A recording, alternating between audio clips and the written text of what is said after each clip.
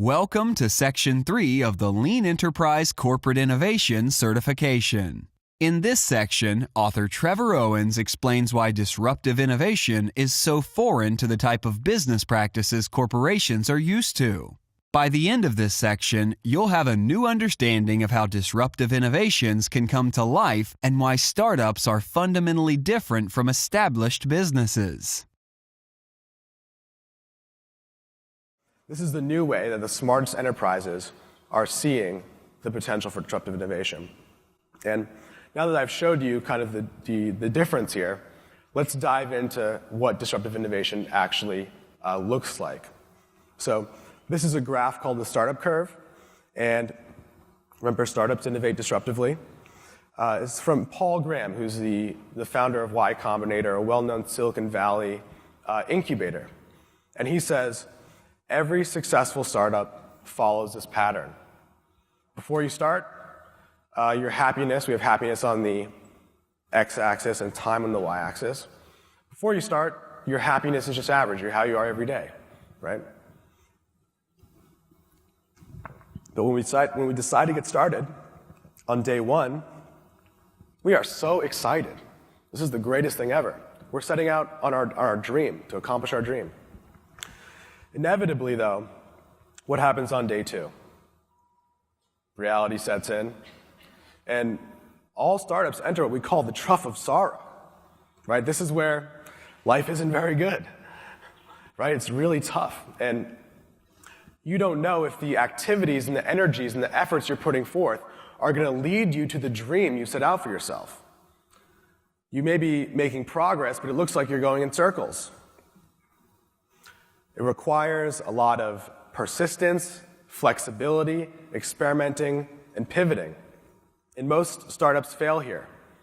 They don't fail because they couldn't build the technology. They don't fail because they're working on time travel. It's a really hard technical problem. Most startups are working on software applications, mobile applications, web applications, where the technology is not that complicated.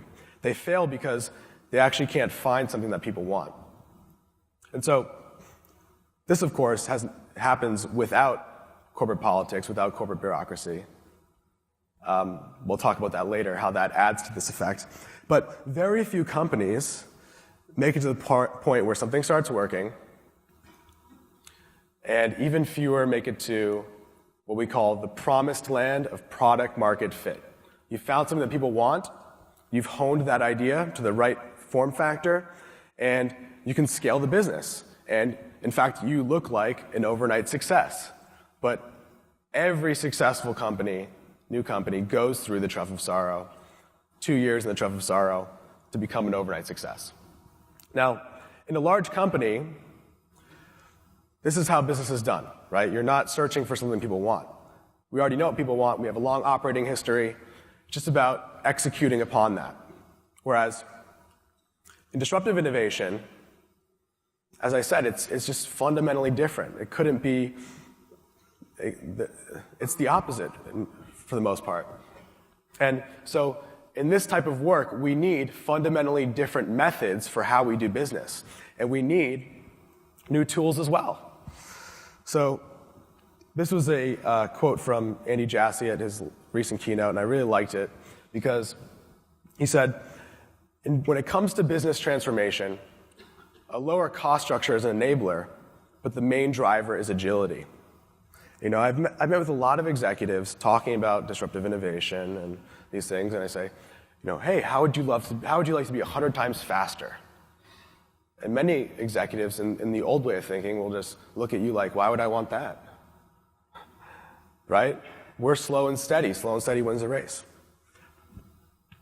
But when you frame it in terms of this new form of work and this new capacity, they finally start to get the importance of speed. Because if you take money away from a startup, they're not going to like you, but it's not going to kill them, right? The way you kill a startup is by slowing them down, right? So seeing how different this process is really makes it clear the value of agility.